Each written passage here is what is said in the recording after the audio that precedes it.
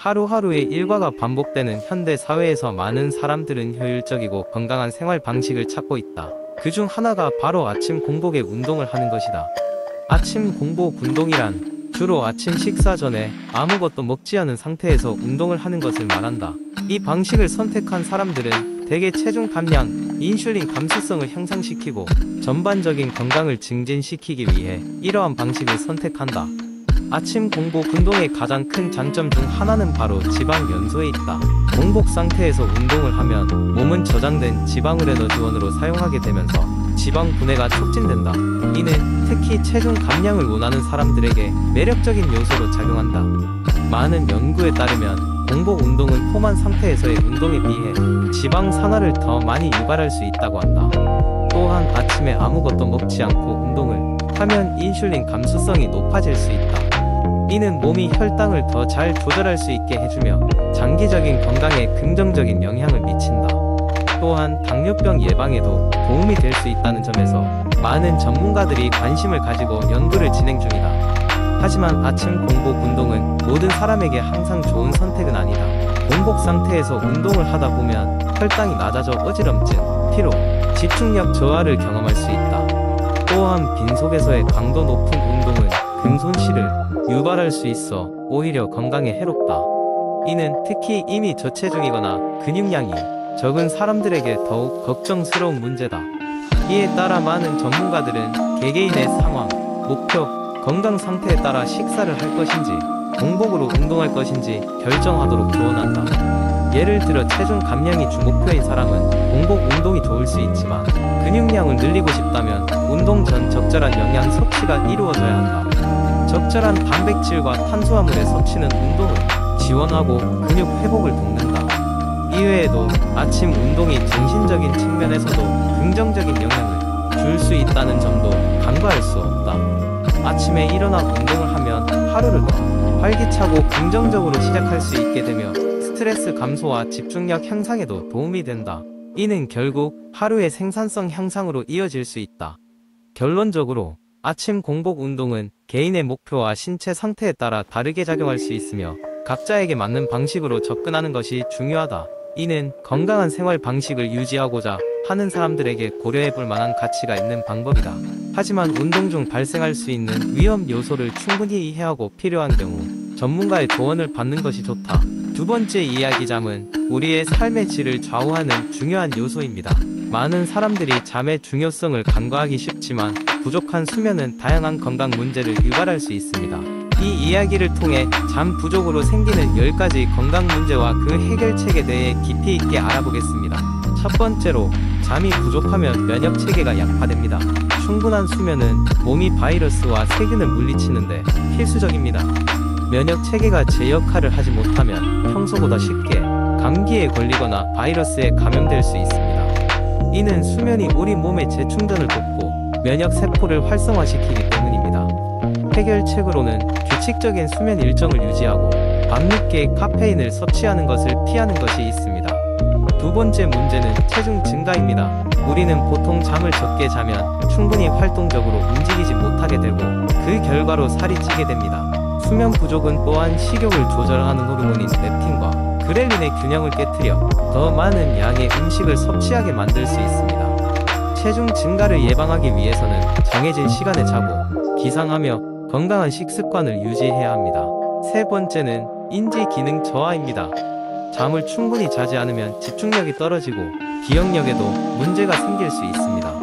이는 우리가 잠을 잘 때 두뇌가 하루 동안 습득한 정보를 정리하고 저장하는 과정을 거치기 때문입니다. 이 문제를 해결하기 위해서는 낮잠을 활용해 일시적으로 피로를 해소하거나 잠자기 전에 스마트폰 등의 디지털 기기를 멀리하는 것이 좋습니다. 네 번째 문제는 정신건강 문제입니다.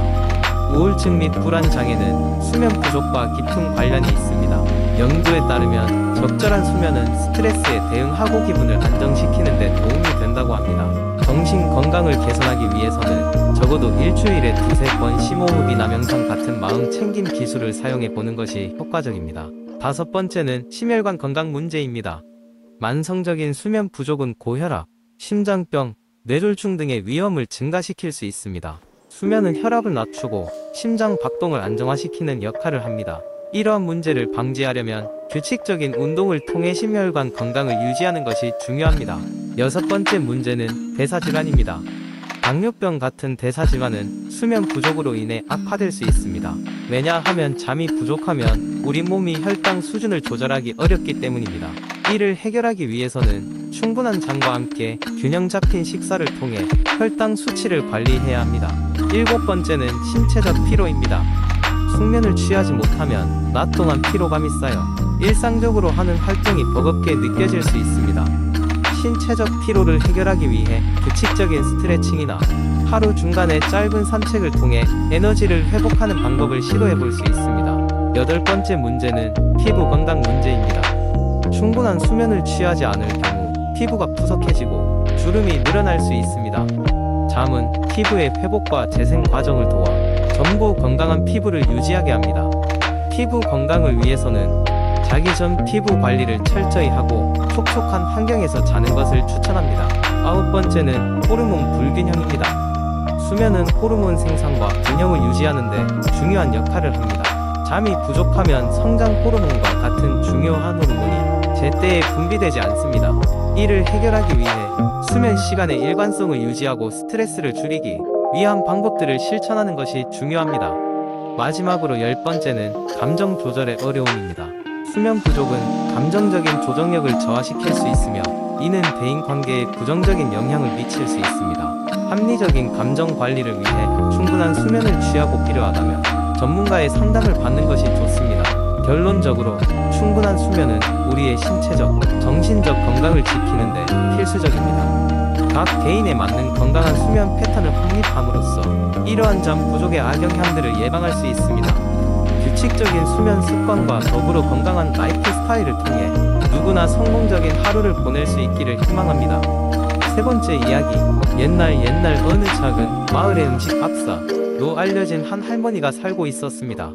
이 할머니의 이름은 김할머니였고 그녀는 오랜 세월 동안 자연에서 얻은 지식을 바탕으로 여러가지 건강한 요리법을 연구해왔습니다. 그 중에서도 김할머니는 특히 소화에 좋은 음식과 나쁜 음식을 구분하는 지혜로 마을 사람들 사이에서 유명했습니다. 어느 날 마을에 새로운 가족이 이사를 왔습니다.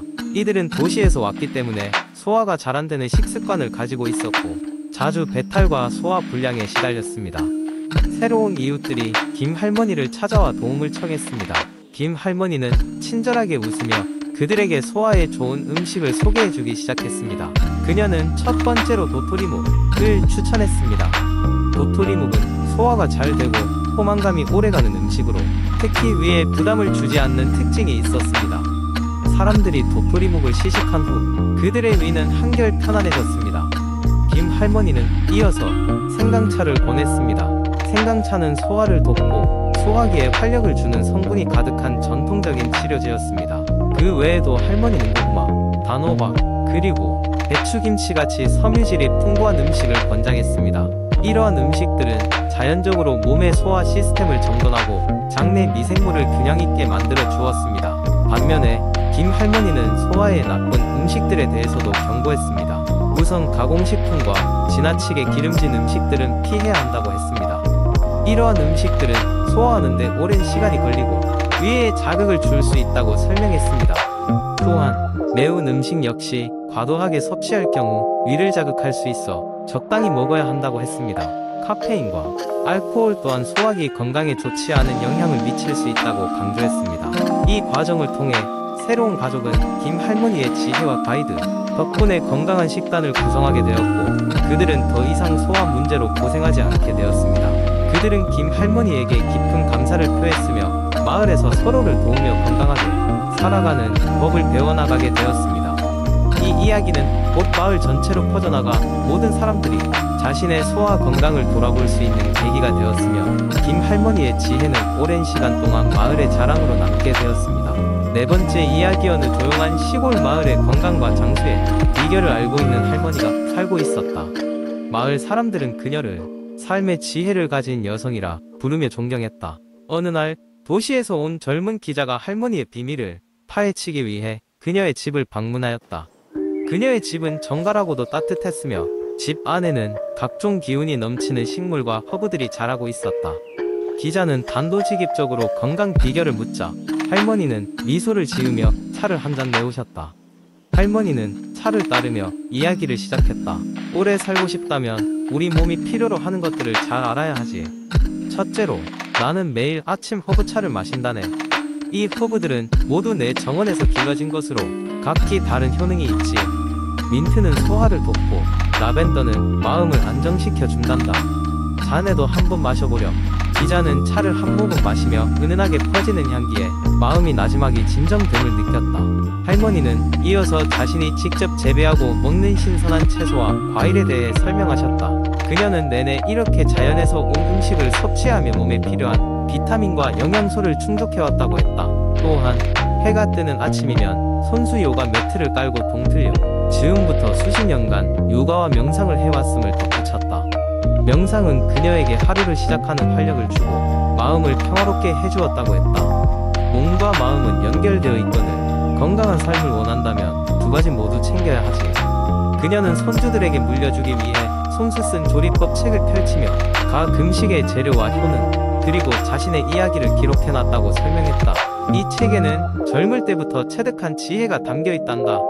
너도 잘 보면 하나씩 배울 수 있을 게야. 기자는 감명받고 자신도 이 지혜로운 생활 방식을 따라야겠다는 다짐을 하며 할머니와의 대화를 마쳤다.